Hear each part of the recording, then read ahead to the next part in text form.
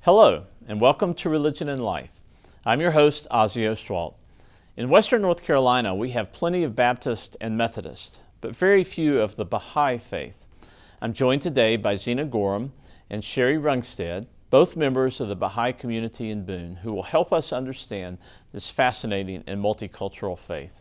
Welcome, Xena and Shari. It's a pleasure having you today. Thank you. Xena, I want to start with you. I met you, I don't know, a couple of months ago when you were here for your orientation visit. You're a first-year student at Appalachian. You're majoring in philosophy. And when I met you, you introduced yourself as a member of the Baha'i faith.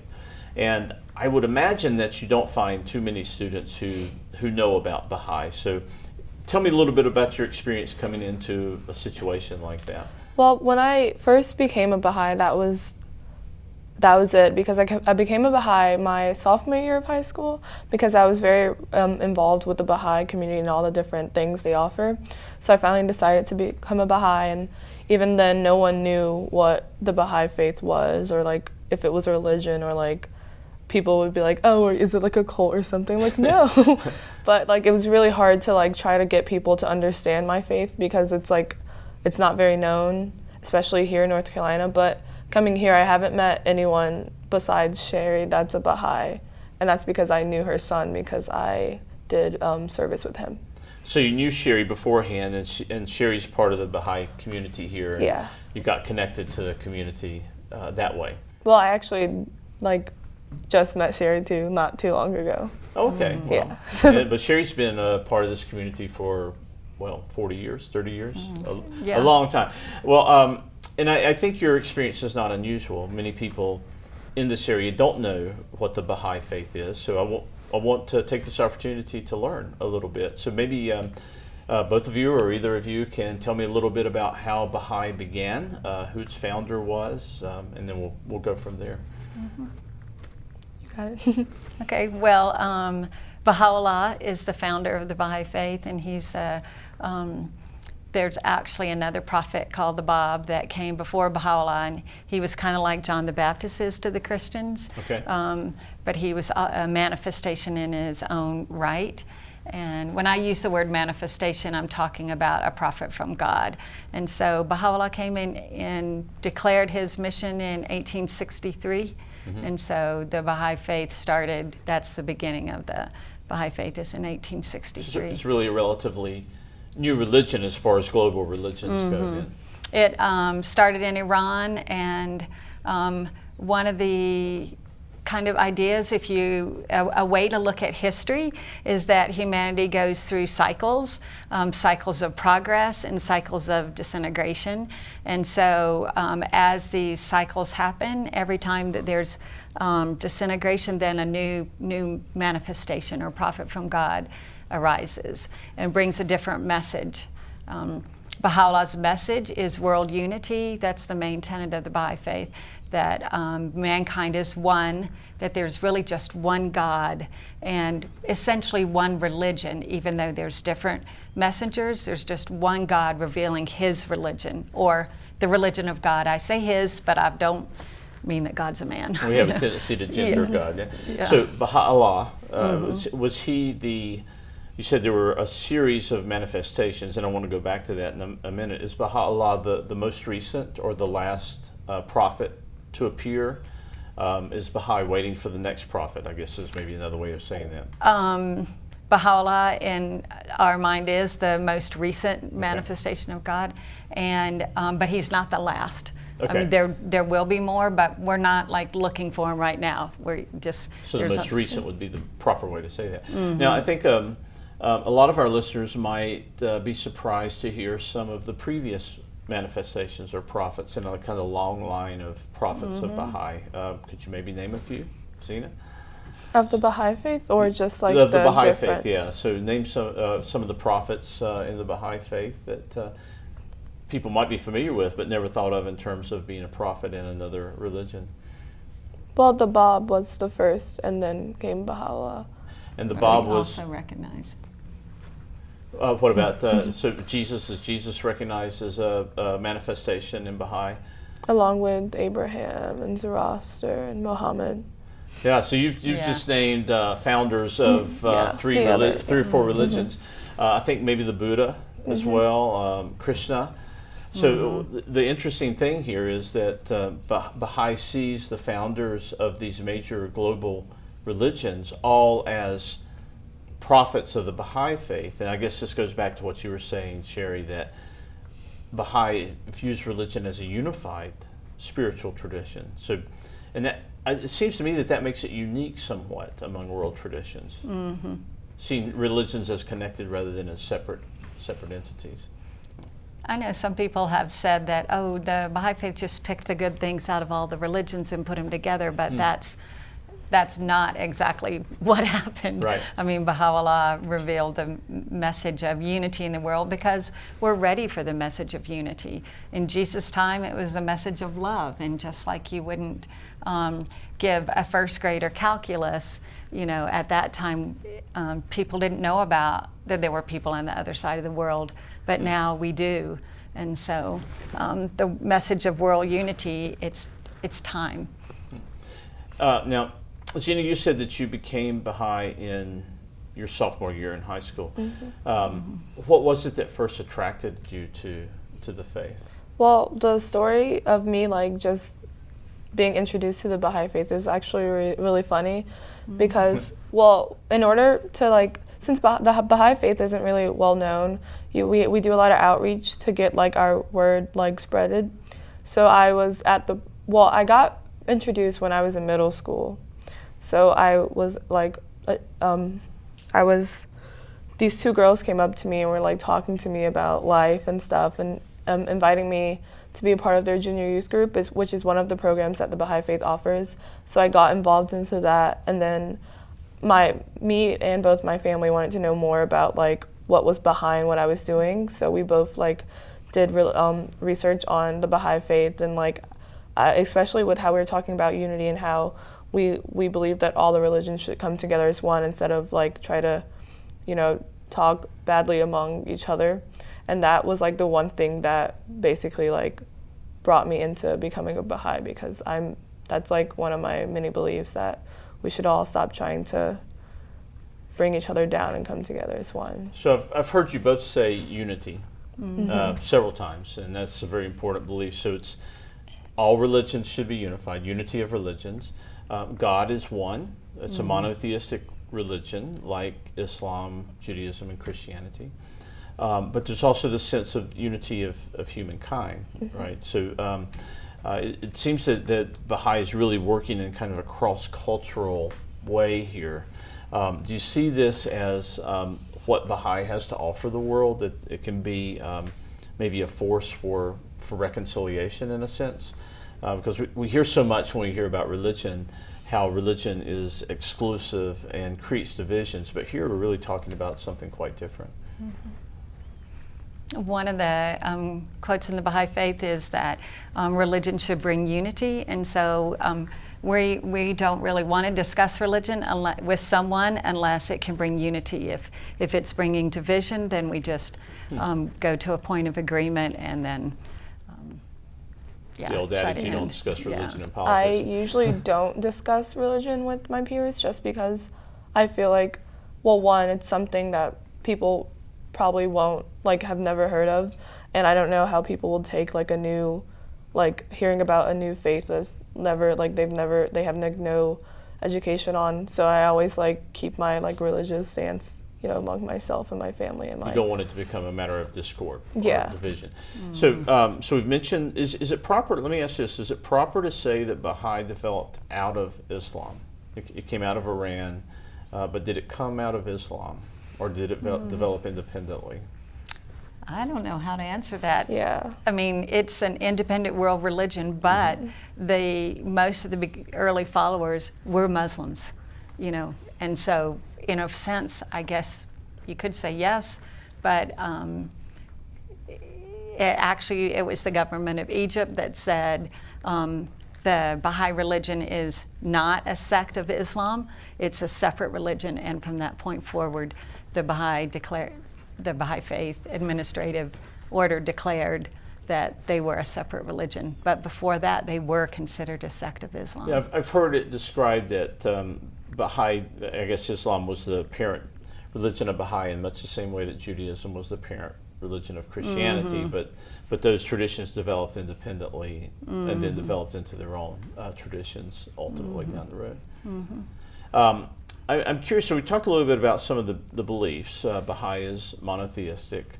Baha'i places a premium on the idea of unity among human beings, among religions, and so forth. What are are there distinctive practices among the Baha'i faithful? Or what are some of the main things the rituals that are performed, or the expectations, I guess, of either worship or discipline or devotion? That's a hard question to answer a little bit, because there's really not a lot of ritual in the Baha'i faith. It depends on what culture you come from. Then you can express your culture through your religion. We are asked to pray every day in morning and read from the Baha'i writings morning and evening, and then there's one obligatory prayer that we say at some point during the day, depending on. And so that's the main requirement. And one of the biggest practices, I guess, is we put a lot of emphasis on doing service. That's like our big thing, just doing service and making sure like we're bringing unity, love, and spreading happiness to our communities and the communities around us. So service, prayer, scripture reading. Yeah, it sounds like many of the more traditional religions, mainstream religions that we're used to hearing about. I read somewhere that there's also an emphasis in almsgiving, and I guess that goes along with your service. So there's an expectation that you give out of wealth to help others. Is that an expectation, or is it just a kind of an ideal way of living out the faith, or how do you see that, the expectations of giving? Well, there's this thing that we talk about a lot in the faith, the twofold moral purpose.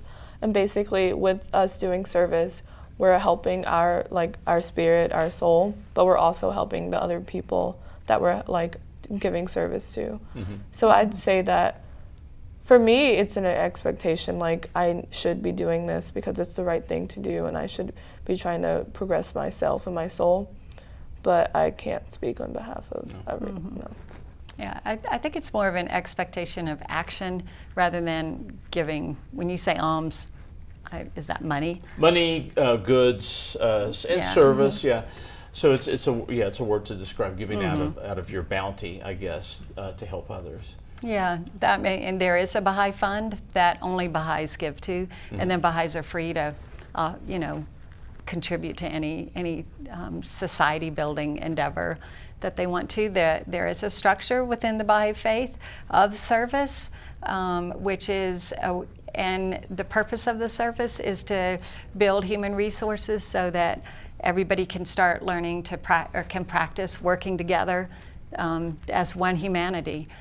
Some of the teachings of the faith all center around the unity of mankind, and like the elimination of prejudice and universal education and the equality of men and women. They all kind of seem to support the unity of mankind. And that's a good segue into this question I had. There seems to be kind of a social justice emphasis in Baha'i, this idea that if we're going to view humankind on the basis of unity, then you have to try to rid the world of prejudice. You have to try to rid the world of racist attitudes. You have to try to rid the world of divisions based on class and gender, wealth, and so forth. Are these kind of goals of Baha'i to get to the point of equality in all ways, in all manner of speaking, I guess?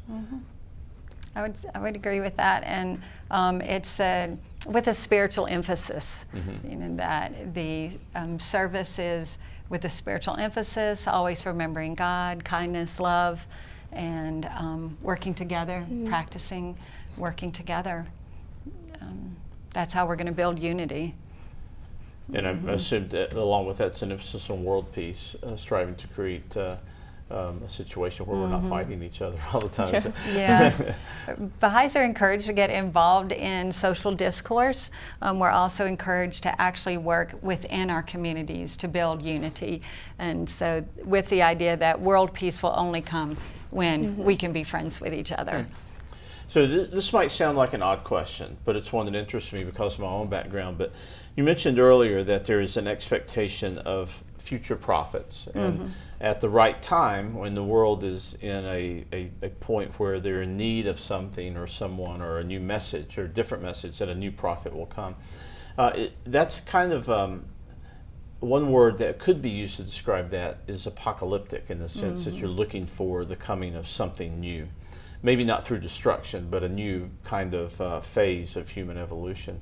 Is there that kind of sense in Baha'i that it's time, I guess, for a new prophecy? Is the world in such a bad place that that we're in need of a new prophecy, or is there still the sense that we're on an upward trajectory? Does that question make sense at all? It makes sense. I think that Baha'u'llah is the answer for the world today. And so as Baha'u'llah's teachings are spread and we practice aligning ourselves with the tenets of the faith, and it becomes more popular, then that's the need for the world today. We're not really looking for somebody else to come right now. We recognize Baha'u'llah as the answer to the previous religions' prophecies. Right. Yeah. So that might be one thing that separates it from other traditions, where there's this kind of expectancy about the future, I think. Yeah. So in a community like this where Baha'i is not well known, I'm just curious, how have you been received? Curiously, antagonistically, with a welcoming attitude, or what's the common way of receiving you when someone learns that you're Baha'i? It's kind of honestly a mixture of all, because since I'm a freshman, I still live on campus, and in my residence hall on my floor, most of my floor, they're hardcore Christian, and of course I'm a Baha'i, so I don't have anything against other religions, but we know how other religions are about other religions, so I usually try not to even talk about the Baha'i faith, just because I don't know how they'll react. And there's other people like orientation that I met after talking with you about it. They were curious for me to talk more about it, and they were very curious and open about it. And I've met someone that was going through a crisis and was asking me what I do, and I was explaining how when I'm feeling down or something, I usually read from the Hidden Words, which is one of the a lot of prayers and quotes come from that. And then they were like, what is that from? And I was like, the Baha'i faith, and they started looking into it, and they're thinking about becoming a Baha'i too. So really it's been a mixture of all, but the fact that I don't really talk about it a lot, I can't really say how open the campus and people will be about it. Right. And of course, Shari, your experience is different. You're not in the university community, but you're out in the broader Watauga County community. Yeah, it's not the first thing that I say to someone when I'm meeting them, unless I want to talk with them about the Baha'i faith. And everybody's courteous. I have every once in a while found someone that will very blatantly disagree and try to convince me of another way of thinking, and I just respectfully find a point of agreement and then just emphasize that. It must be difficult when one of the basic tenets of your faith is to seek unity and solidarity with other religious traditions, and then you face resistance from other religious traditions who don't want to have anything to do with any other faith. Well, I think Boone and Watauga County is mostly a very accepting. They're accepting of people, whether, and so they're able to put religion aside. Right. When you, Xena, you mentioned reading from Baha'i scripture as a source of inspiration, which many religious people do in their own traditions, and I'm not familiar with Baha'i scripture. Do you read also from other traditions, or do you mainly focus on the scriptures and the writings within the Baha'i tradition? Well, I grew up Christian. Like all of my family, they're still Christian. I'm the only Baha'i in my family. So when I'm with them, like I go to church with them too, just because that's my family. So when I'm with them and I feel like I need something, I'll pray with them. But usually when I'm on my own, I use the hidden words just because I feel like it's like more beneficial to me. You say hidden words. The hidden words. Is that the name of the? And are there more than one? Is that the only scripture in Baha'i, or are there There's other? multiple. There are multiple writings. Okay. What about you, Shari? Do you find inspiration beyond the Baha'i writings, or are they mostly stick with the scripture? I do find other inspiration, but mainly I read the Baha'i writings. Yeah. Baha'u'llah wrote so many volumes that there's plenty to read and be inspired with. So if someone in this community wanted to learn more about Baha'i or visit your service, how would they go about making contact with the Baha'i community in Boone? There is in the phone book, there's the Baha'i Faith, and you can call that phone number. And or there's the website. There's a Baha'i website. It's a website for the Baha'i community in Boone.